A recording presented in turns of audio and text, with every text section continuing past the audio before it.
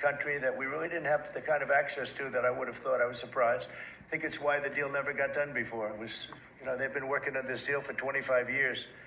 And we got it done, and we got it done. Really, it's going to be great for both countries. So, Sarah, if you could go, and then somebody else, you may have, you'll pick whoever you want who'd like to do it. I have a feeling you're going to do it, right? So you guys go ahead, and then we'll take questions right after that. But I think you'll get a pretty good understanding of how big it is. It's a very large deal, very big deal. And Howard, go ahead.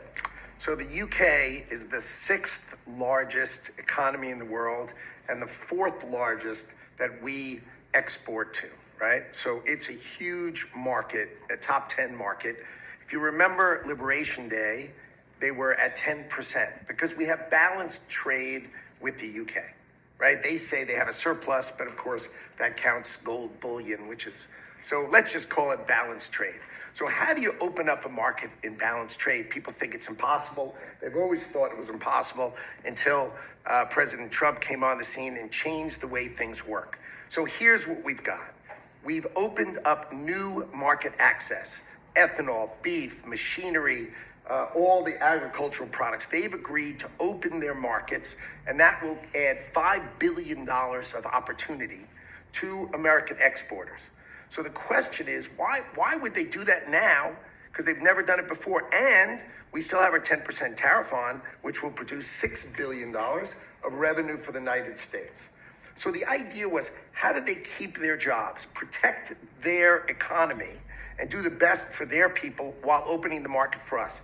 And the way is they studied it, their team was exceptional, and they tried to figure out the markets that they're importing from other people and try to send them over to America. So why were they always favoring others and not us? And what they've done is they've found the ways to do that so that we have new access, right? But the UK workers are protected, and that was the balance. So we did a deal with them in automobiles, and if you're not building here, we charge you a 25% tariff.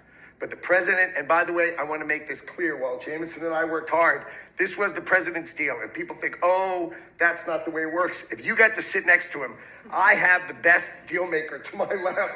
And if you don't think that we take advantage of him calling the prime minister and getting that deal done, you don't understand who's the president of the United States. So he's the closer. He gets deals done that we could never get done because he understands business, he understands deals.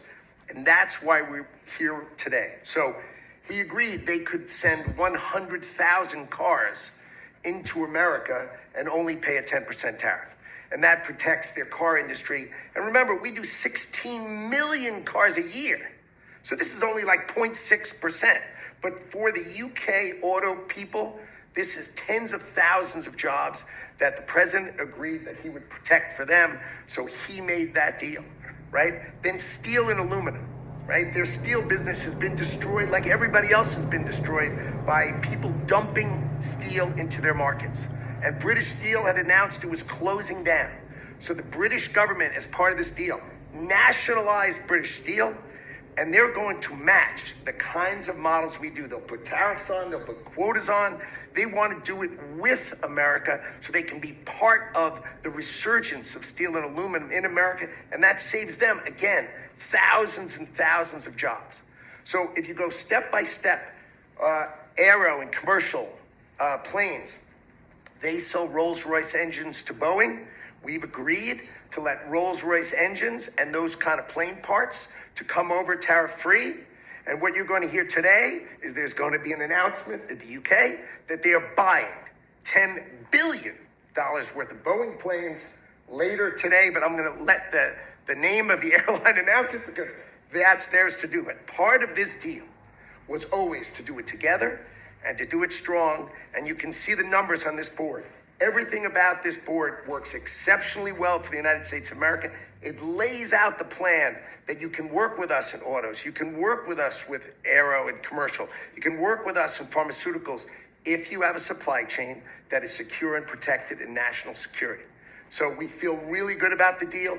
You've heard the prime minister. He feels really good about the deal, right? And we started at 10% and we ended at 10%. And the market for America is better. And this is a perfect example of why Donald Trump produced Liberation Day. People don't understand he gets things done in a matter of time. This would have taken Jameson and I 3 years, maybe. And instead, we got it done in 45 days, certainly because we work for Donald Trump. So, Jameson, my partner in all this, maybe Jameson, you'd like to talk a little, and then we'll turn it over to the UK. Sure.